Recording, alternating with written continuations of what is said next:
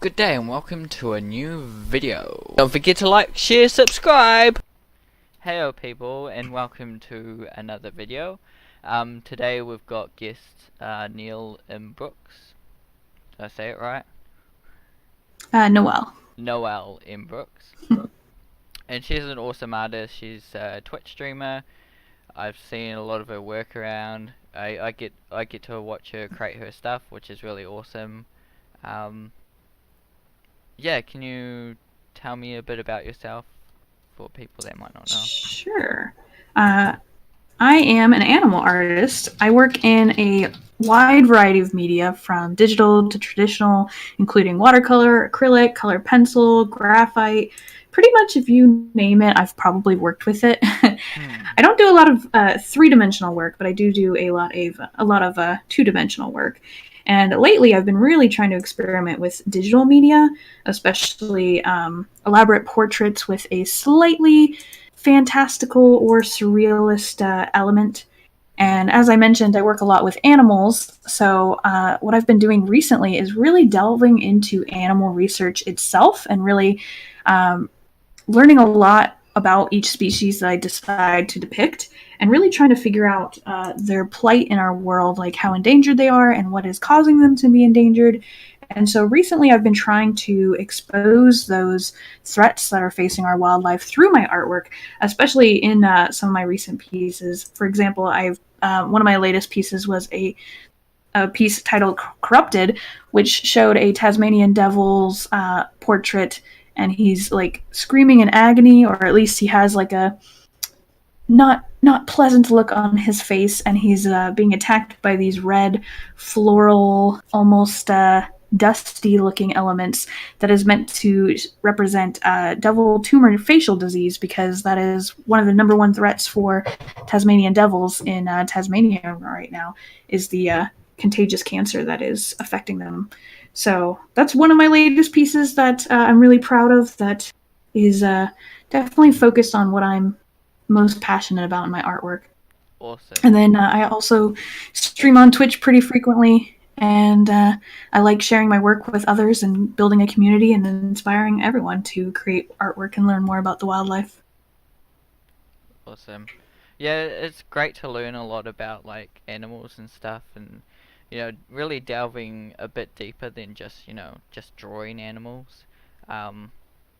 I definitely have the same thing, because a few years back I decided to go into a gallery, enter into a gallery, and decided to enter my red panda. And you have to write this little blurb for it. So I know that red pandas are not exactly, they're kind of endangered. I think they're like in the tens of thousands, so they're not like, they're not the most endangered species, but I still care about the red pandas. They're, beautiful creatures, and I really just wanted to capture that character, that creature's character as well. Yeah, which is, it's great to do.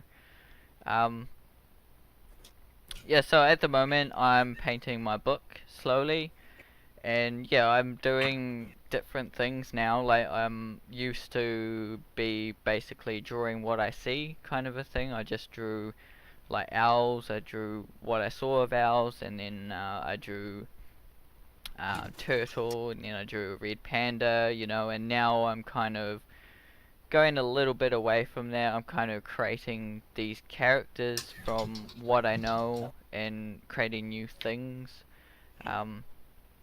which is really cool. And also, it's cool to see you, so into the traditional medium, then delve into digital media. Because, I did the same kind of thing. I was all to do with color pencil for like 3-4 years, and I did not want to touch digital medium at all. And then, I just saw what a Wacom could do. At course, we had those like touch tablet Wacoms, so I decided to give it a little bit of a go, because it'll be, feel more traditional if I'm using a pen on the screen. and eventually it changed my whole workflow from learning digital media. Yeah, the two of them are really different, digital versus traditional, and I can never fully decide which one I like best. I think I always prefer technically working in traditional media, and I really like being able to have that physical original piece of artwork afterward. But I really also like digital. It can be a lot more convenient to work with. I don't want to say easy exactly, but you can erase things a lot easier. You can move layers around. So that is definitely something that is very convenient. And then I also really like how bright and vivid the colors can look and how crisp and sharp your lines can be. But then one thing that makes me so sad about digital is that you don't have that original piece and it's just like a digital file. Yeah. Yeah, it's great to have like a traditional piece because, I mean, I've got a few around my house. I've got my owls and my red pandas on my walls, so it's great to have that. With digital, I don't really see it apart from on the computer. But I do create like prints and stuff from that. That makes it feel a bit more real sometimes. Yeah. But yeah, it is one of those things. Um, so tell me a bit about like your schedule, like what's a general week look like? So I recently just changed my schedule and I'm still kind of adjusting to it. I work mostly at night because I share a home office with my roommate who works mostly in the day. Hmm. So my current schedule ideally has me waking up around 10 a.m., which is during my roommate's lunch break, so we can both have lunch together and I can wake up and start my day. Then I go throughout my usual day activities, which usually include like checking my email, trying to post something on social media, trying to upload any new artwork I have, or repost artwork, especially if it is a special occasion type of day. Like we just had International Polar Bear Day a couple days ago, and I really try to keep. And so I try to repost artwork featuring that animal or share some facts about that animal. Then it's kind of whatever I'm in the middle of working on, whether it's I've got a commission list to work through, or if I'm in the middle of like reorganizing my workspace.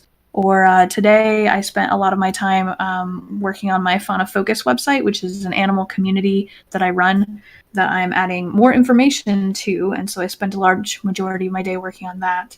And then if it is a Wednesday, Thursday, Friday, or Saturday, I usually start my stream around 7 p.m. Central Standard Time. And when I start my stream, we jump right into artwork or whatever else I was in the middle of working on and work for about 6 hours, ending around 1 a.m. and hopefully putting myself in bed around 2 or 3 a.m., which is a lot later than most people. But like I said, I do have a nocturnal schedule. Nice. Yeah, because when I did see your streams, like they would be like 6 hours long or something. And I was like, oh, Yeah, I still do interesting. 6 hour streams. Yeah, I mean, everyone's stream's different. For me, I couldn't really last 6 hours streaming. It's a bit much for me. But I can last 6 hours of working. I've got to take breaks and those, and I've got other things to do as well during the day. So it's always a challenge.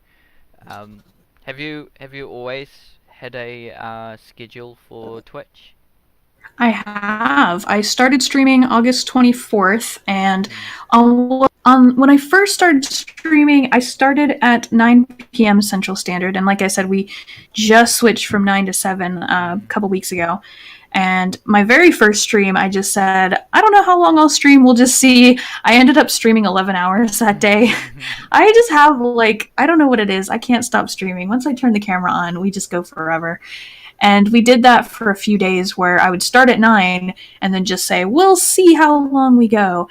But we only did that for maybe about a week or so. And then I realized I need to put a time limit. Otherwise, I keep going to bed at insane hours. Like if I started at 9 and went for 11 hours, that meant I didn't go to bed until like 9 a.m. So I was like, I'm going to put a cap on my streams. And that's when I determined the 6 hour time frame. And that was about as long as I thought I would want to go to be in bed at like a reasonable time for my schedule. But even though I did set a cap of 6 hours, we still frequently streamed past that because, like I said, it's like I just keep going when I turn the camera on. But I do try to stick to that time limit because it does keep me on schedule, so I can go to bed on time, wake up on time, and have, like you were saying, so I have time in the day to do chores and do offline work and get other things done. Yeah. Yeah, it's always important to schedule other things as well. Mm-hmm. Especially, if you love doing what you do, time gets away from you. Oh yeah, definitely. And things can like creep up on you if you don't. If you don't like schedule, say, I don't know, uh doing dishes or cooking or something, eventually it'll hit you. It'll be like, you know, when you go to bed, you have to do all these dishes, and you have to do a lot of chores all at once, rather than small chunks when you can schedule them in during the day. If that kind of makes sense. Yep.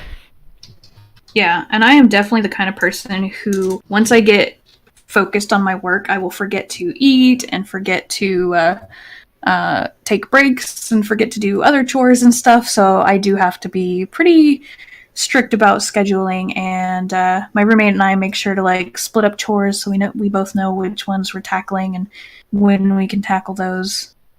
And I forgot what else I was gonna say. Oh, I have a timer on my stream. I set up an HTML code where there's a little bar at the top of my screen that slowly ticks down, and once it empties, it makes a chime noise.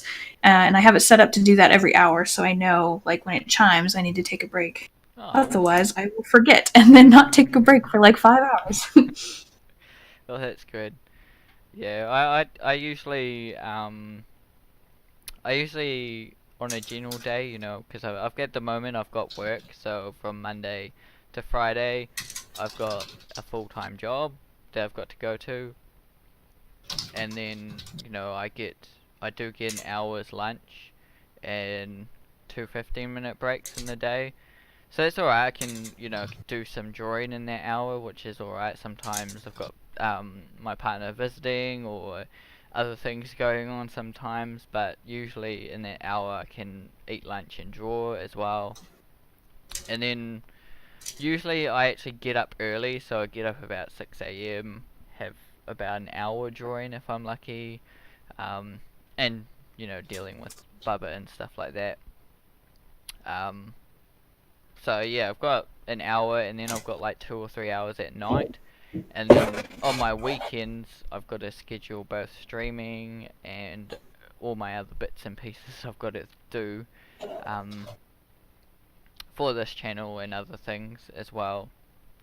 And yeah, I'm trying to suss out a day where I have a day off doing stuff, family time and things, and have a day where it's stream and doing painting and everything, finishing off paintings and stuff. But yeah, every minute for me counts at the moment, because I don't have 6 hours a day every day to do stuff, so every 5-10 minutes does help greatly for me. Yeah. Anywho, if any other questions, have you had many other jobs like before Twitch and stuff? I haven't had a lot of traditional jobs, honestly. When I was growing up as a child, like once I was hitting my teenage years, I started babysitting a lot for friends and families. And that was pretty much my only job before going into college. And then once I got to college, I got a job as a resident assistant, which is someone who lives in a dormitory or residence hall with the other students and is in charge of that hall. So you're in charge of putting on events for the students, making sure the students aren't getting into trouble, making sure they're staying safe, stuff like that. And then while I was in college, I was there for a degree in studio art and a teaching certificate for kindergarten through 12th grade in art, and then I did have to spend about a year doing student teaching in middle schools, elementary schools, and a high school. Although that was all unpaid, so it was just like basically like an unpaid internship. Mm. And then after graduating from college, I went straight into full-time streaming and creating art. So I've been a full-time independent freelance artist for the last 3 years, coming up on 4 this summer. Awesome. And I feel like all of my jobs have had a similar theme of collaborating with people, taking care of other people, because I was a child care worker when I was a teenager, and then I was a student care provider in college, and then I was going to be a teacher, and now instead of teaching in schools, I decided to kind of teach on the internet and share my artwork and my expertise and stuff with everyone who tunes into my streams. Awesome. Do you think there was any challenges at the start, or At the start of doing artwork? doing like Twitch streaming and things? Mm-hmm. Definitely challenges. I'm trying to think of what specifically. I think that there's challenges for like anybody starting out streaming. There's so many things to figure out. Like you were talking about earlier, you have to figure out your schedule. If you're going to have a schedule, if so, what your schedule is going to consist of. Uh, you need to figure out what kind of community you want to harbor.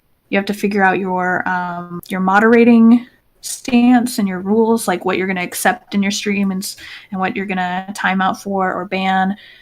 Of course, you have to figure out your art, or if you're streaming something else, what you're going to be streaming and working on that skill. Trying to figure out how to get yourself out there and how to bring people to your stream, but in the right way, like collaborating with other people and not just going into people's streams and self-promoting. There's so many things to consider and to work on. And to be honest, I'm still constantly evolving things and haven't hit major success yet, but slowly building and building a community here. Awesome. Well, I mean, you know, success is what you see it. You know, um, Mm-hmm. if if you know, if you're happy with being, 30 viewers, or 100 viewers rather than like 30,000 viewers, it's always success. Like for me, I don't get too many people on Twitch really. I might get Mm-hmm. the maximum like 4 or 5. Which I'm really happy with that. So if 5 people come on, I'm like, oh my gosh, I'm actually being watched. But I'm more of a YouTuber, so I'm kind of, I don't really worry about views and things. I'm just creating this. I'm worried about creating this for me because I really want to get this book like finished.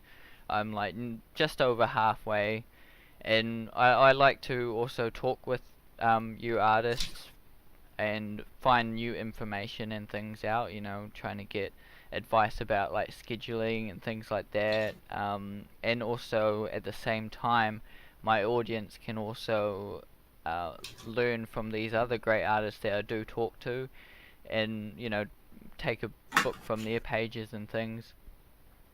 And it's quite interesting sometimes because some artists that I've talked to also, they take advice from me sometimes. So it's like a back and forth thing, which is really Mm-hmm. awesome. But I think one of the things is like uh, I kind of never give up on things. Like for instance, this book. A lot of people might not, keep creating things. They might give up at a certain point. Get a bit lost at it. Like they might start the page, and then they'll move on to do another painting here, and they might do another painting there, and they've got all these paintings going on. Where I sometimes I get to that stage where I do have like many things going on, but I usually sit down and focus on just the one painting at a time, and I know it will slowly build up to each other. Mm-hmm. Because I mean, with this, it's such a huge task. Like it's not just me creating 1 or 2 paintings. I'm creating like 14 pages, So you know, it's quite a big task. I'm not used to having a big task. I usually do all these small tasks throughout the year. Um, so it's definitely a shift for me to do that. I definitely agree that I think all artists can learn from each other. Hmm. And so I'm definitely not surprised that you say that when you talk with different artists, you both pick up on things from each other and tips and tricks and stuff. Hmm. Yeah, it's also at any level. You know, I'm not exactly the that great. You know, but you know, some of the artists I talk to are at a higher level than me, the way I see it. Um, but they still manage to get advice from me somehow, which I find interesting. You know, Mm-hmm. I feel like I have talked to artists from, you know, different backgrounds. You know, some of them are either they're just starting out doing course or doing an internship or something like that. I've had some that just do commissions, and that's now working out very well for them. I've had others that have been in the industry for like 30 years, been in studios, um, and are starting off freelance and things like that. So it's really awesome to, you know, have a variety of people to talk to Mm-hmm. about it.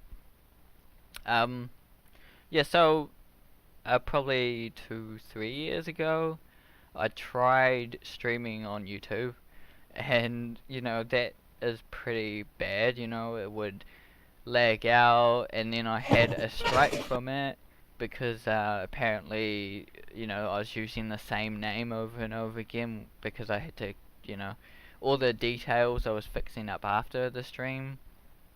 Um, which, you know, chews up a bit of time. You know, like changing the name of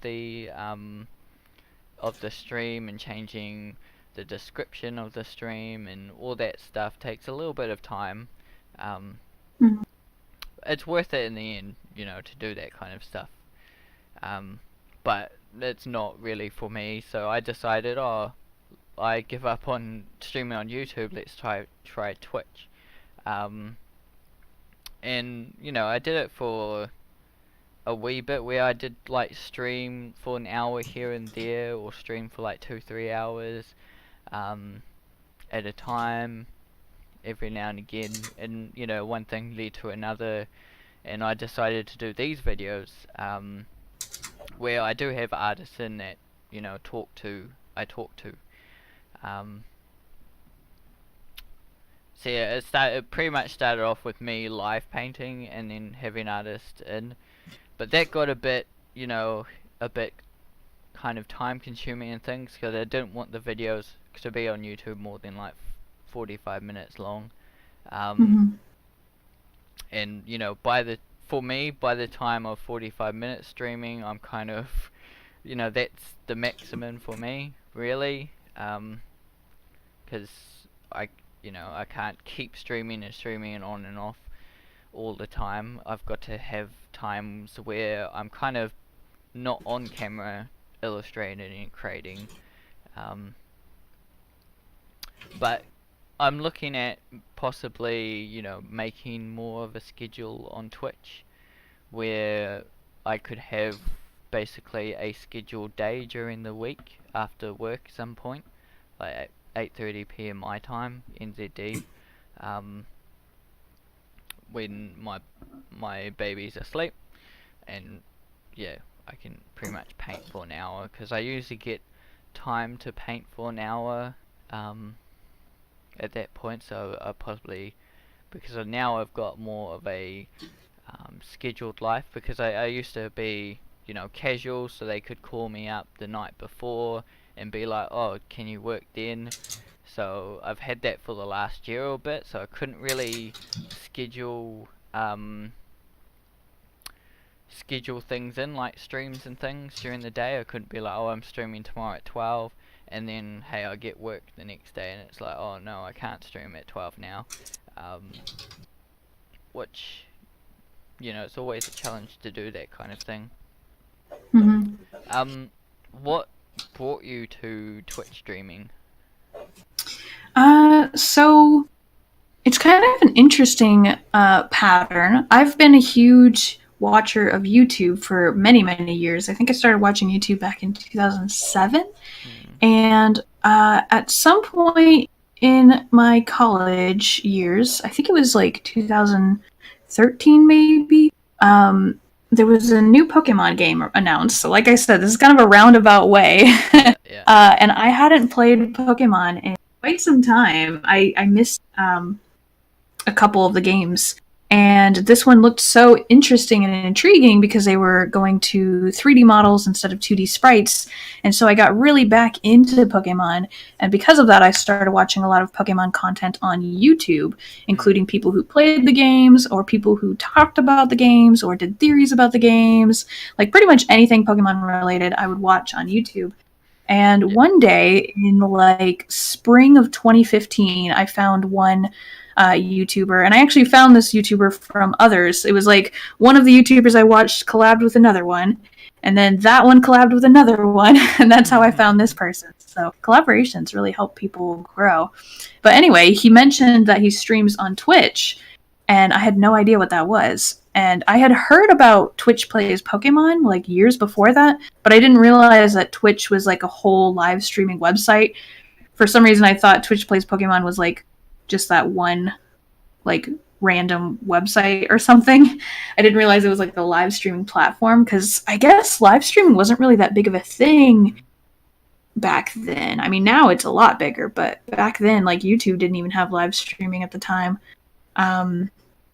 So I checked out his Twitch profile, and he was streaming the day I checked it out. And then at the end of his Pokemon live stream, because he was playing the Pokemon game, he hosted a creative broadcaster because he had commissioned an artist to create some graphics for him. And so at the end of his stream, he was like, we're going to go host this person I commissioned. He's working on my commission right now. And he hosted that person. And then my mind was like blown twice in one day. At first, I was like, what? Live is a thing? And now it was like, and people are live streaming art? This changes everything.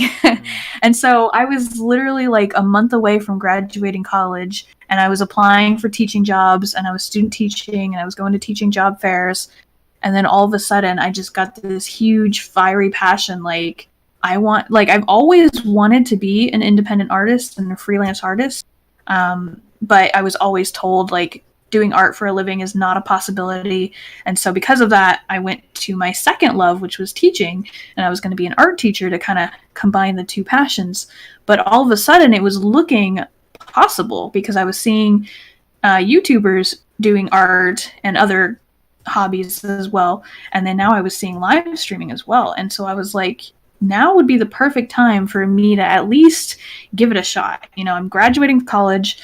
At the time, I had a lot saved up financially, so I was like, I can afford, because I went into it smart. I was like, okay, I can afford to live like this many months without any income if I jump in and do this full time and give it everything I got.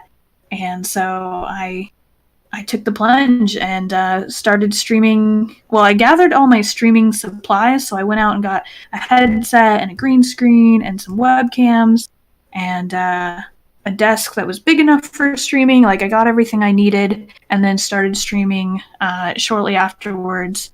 And I was pretty upfront with my community at the beginning. It was like, I'm a brand new, like, straight out of college, trying to be an artist, brand new streamer.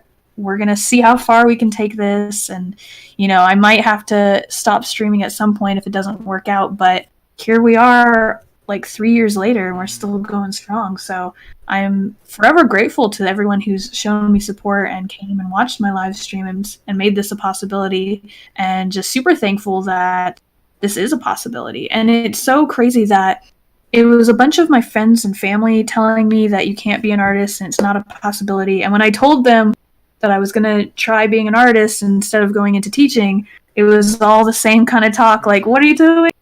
No, And there's some people in my family who've tried being artists in the past. Like, art just runs in my family, and most of them haven't found success. And so they were like, we've been down that road. Like, we've tried getting into galleries and we've tried selling artwork, and it's just not very possible.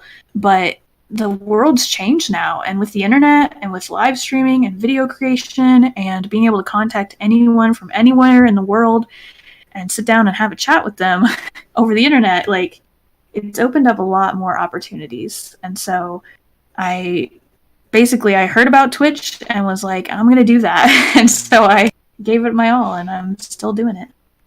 Awesome. Well, that's cool. Yeah, it's always, a risky business. There's no guarantees that you get a job, especially if, like, you go to course. So I went to course for 5 years, and, I haven't exactly hit success yet, but, I'm still pretty glad with how much success I've had so far, talking with some awesome artists like you, and I had Adam Duff one week. He was really awesome to talk to. So I'm grateful for what I've got right now. And yeah, a lot of people do discourage you because some people obviously wanted to do what you're doing themselves as well. I'd love to be able to illustrate all day, every day, but at the moment that's not where am at life. But it's basically I just keep creating. As long as I get some time to create stuff, I'm happy. As long as I get at least 6 hours a week to create stuff, I'm top of the moon. And every artist is gonna go through tough times. Do you think? Yeah, it's a bummer that you aren't doing artwork full time right now, but it's great that you're trying to find like any bit of time that you can, and that you were saying that you really try to utilize every minute that you have. Yeah, and that's the key thing. There's a lot of artists, like I know one artist stories. They used to work at a pizza place for years, and then eventually they made themselves to the studio. So, it can be done, and it might take some people, it might take like 10 years to get there. Other people, it might just take a few years to get there. Yeah, and for you with twitching, were you always doing something creative, or were you also were you also streaming gaming as well? For the most part, it's been creative. We definitely started off as creative only. I don't know. I guess like I have a strong interest in gaming as well, but I've always seen that more as a hobby, and like art is the thing I really want to pursue, and the thing I want to be known for, and the thing I want to build a career in. So it was always art, and I don't remember when, but at some point I started playing with the idea of like doing game streams occasionally, like sprinkle some in here and there. But at the time I had a terrible computer that couldn't handle it. So we were really just like strictly art for the first like 2 years or so. And then we got a new computer that can handle it. So now we do sprinkle in some gaming. We might even do some gaming tonight, but speaking of, but we're still like mostly creative, and that's what I am trying to build here, is mostly creative. Do you think because you were mainly creative that it was a struggle to grow, or? Oh, definitely. The creative community here on Twitch is so small compared to the gaming, because Twitch is known for gaming. That's what they're here for. That's what they promote. So many people on Twitch don't even know that you can do creative content. It's gotten a little bit more widespread and well-known lately, like over the last couple of years or so, but it's still such a small part, and sometimes it kind of feels like they're trying to push it away, which is so unfortunate, because the creative community has kind of lost support from Twitch a little bit over the years. In some ways, and in other ways it is growing, but it's definitely not something that they're trying to like push as a big giant thing that they're putting a lot of effort into. And it is something that I realize, but like I said, it's also just what I'm passionate about, and I want to do artwork. I've thought about it a few times, not like super seriously, but I've like toyed with the idea or like dreamed about the idea of like, what would it be like if I was just like a purely a gaming streamer, and it's so weird for me to think about for some reason. So I wouldn't be entirely opposed, but yeah, I'm definitely here for the art, and hopefully Twitch continues to build up the art side of Twitch. Awesome. Yeah, it's definitely more game focused, but you know, it's like the big amount of people watching in games would be about 3,000, and in the art community, probably the creative would be a big number would be about 30 people watching. You know, there is that difference, but you probably you'd get just as much support from 30 people as you do from, you know, 3,000 people in a gaming stream.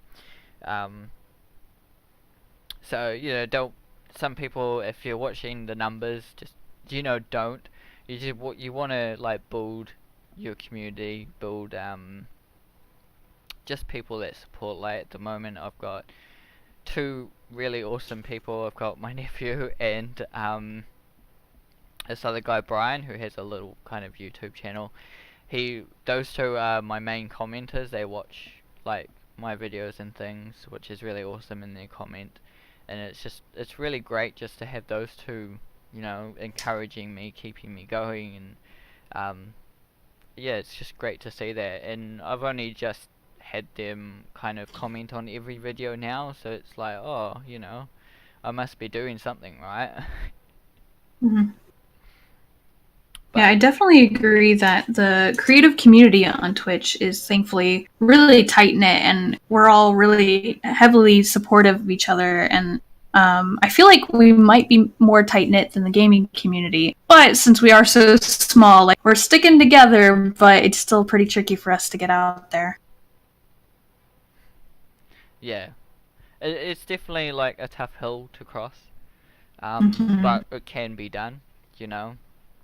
Yeah, certainly. It's always, you know, sticking at it, because a lot of people do get discouraged. I've seen a few channels that just start out and you don't hear from them after like 2-3 months, and then they might start again, and it's like, oh, okay. And they It is really, really hard to make it here on Twitch. Definitely possible, but it's tricky. Yeah, it is a tough nut to crack.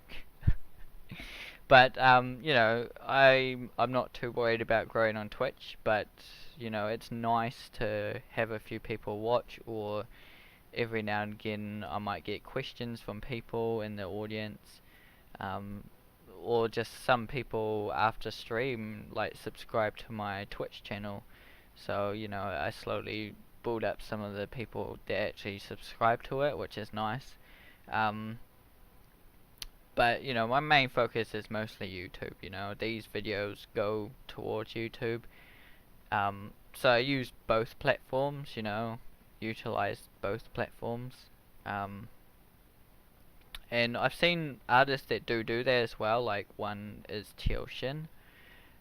He actually, you know, he got me onto the whole Twitch thing. I was like, oh my gosh, you know, I saw his note or something on DeviantArt, you know, saying he was twitching, and that really got me at first, being like, oh, these people, you know, Teal Shin's really awesome to see his paintings being done. These people actually create stuff on this channel, and that was probably 4 or 5 years ago or something, and I was like, oh my gosh, so I kept watching his channel. Then eventually I found your channel, which was really awesome. I got to see your work being done, and it was really cool just to see all you guys create stuff. And a lot of the times it's like I'm creating stuff while I'm watching you create stuff, which is very helpful as well. It's good to, you know, see other people how they create, and yeah, just like someone else is doing that with you, kind of a thing sometimes. It's good that you're taking advantage of both platforms. That's always something that I planned on doing, but have yet to do. I think because I started doing Twitch because to me, live streams just felt easier because you just turn on the camera and go, whereas YouTube, it takes a lot of editing and post production. So I started with Twitch and then just like pretty much jumped so headstrong into that and just like devoted so much time to it. And it could even be because I've set up such a heavy Twitch schedule. Like you were saying, it's a little astonishing that I stream 6 hours every day. It does leave, limited amounts of time to work on other platforms. I'm still trying to shoot for getting both Twitch and YouTube up, but I haven't been able to do that yet. So it's really nice that you are able to do that and do videos and live streams. Well, each their own, like some people kind of, just kind of doing just Twitch, and that's working out for them. For me, I've come from YouTube, I've started out doing streaming on YouTube, and then I was like, oh, I'll give Twitch a go. And then, I like the platform because it's like what you said, you don't have to edit videos or anything, it's just kind of turn on the camera and stream, which I can do sometimes. I do that sometimes. It's just I talk sometimes in some other streams. For these ones, it's just, I have the artist in, so it's great to have this 40-ish 5-minute video to talk to people, and that way people on YouTube can look at it and hopefully enjoy it. Do you use a lot of different social medias? Yes and no. It depends on what you think are a lot. Unfortunately, the problem with social media is the more you're on, the more posts you make, the more platforms you're on, the better you'll do typically because you're reaching more eyes and more people, and people more options of following you. But at the same time, it can be really hard to keep up with so many. So sometimes it's better to like streamline it and only stick with a couple. So I've constantly been experimenting with which social media platforms I'm on. I've dabbled with Facebook, Twitter, Tumblr, DeviantArt, ArtStation, Behance, Pinterest. I have a personal website, and then Twitch, of course, and a little bit of YouTube. And I'm sure I'm missing other ones. Instagram, I don't think I mentioned that one. Which ones I'm actually on, like spend a majority of my time, would just be Twitch, YouTube, and Twitter mostly. I've started picking up DeviantArt a little bit more, like in the last couple weeks. And I'm really trying to make a better effort to stick with social media and make more regular posts and really get my art out there, because I'm really good about posting my art on my personal website, not so much on other platforms. And unfortunately, people aren't typically going to find you on your personal website. They're really going to find you on platforms like Instagram and Facebook and Twitter. Unfortunately, not like I struggle with knowing where to devote my time. So anytime I do try to pick up another platform, spend more time on a platform I'm already on, I always have that thought in the back of my head, like, is this time actually worth it? Like, if I put in the amount of time to make my profile nice and to make sure I post somewhat regularly and comment on other people's stuff and use the appropriate hashtags, all of that really does suck up a lot of time, and quickly my day can be gone. And it's such a gamble, because it's like, well, maybe this will be good because I'll strengthen my Facebook presence, for example, and maybe Facebook people will find me. Or maybe they won't, and I'm just wasting my time. It's so hard to judge. So I've heard most people say stick with just a couple, like 2 or 3 or so, and just try to stay pretty regular on them. But it's still something I'm struggling with and trying to figure out which ones would be the most benefit. Yeah, experimenting's always good, just to trial out and try and find things that may work better. But as you said, you don't want to spend all your time on social media. You'd rather, keep producing work, keep creating art, and just use what social medias that you like. For me, I've got a few. Like DeviantArt, I did kind of use for a while, and now I've just stopped it. I'm just like, now I'm not posting on there anymore, because for me it's not that, it was a great community, but there's not like it's not doing much for me at the moment, so it's just like nah. So the main social media I use is YouTube, and I do share on Instagram. I try and keep a schedule on there. I usually try and share twice a week. Um, but that gets a bit busy, you know, I get busy and then I forget about it, I forget about the social media. Um, so yeah. Any other last words? Um, just thank you for talking with me today. Like I was saying, artists can learn so much from collaborating with each other and just having this talk and figuring out what they do compared to what the other person does. And then I love sharing this knowledge with others. So thank you for also sharing this on YouTube and creating videos to help other people that are possibly interested in creating art or streaming on Twitch or creating YouTube videos. Because I'm a big proponent of like building a community, working together, collaborating with others, sharing tips and tricks rather than viewing everyone as like opponents and Mm, trying to be secretive about your process and just trying to do it alone. Like we can learn and grow so much more if we just share everything and try to help push each other up and grow together. So it's great being able to collaborate with people like this. awesome. Yeah. So thanks everyone for joining me, whether you watch this on YouTube or Twitch. Yeah, go check out Neil Brooks, either on Twitch or her websites that she's got. She might mention some. Yeah, thanks for joining me, and Mm-hmm. yeah, we'll see you all in the next videos.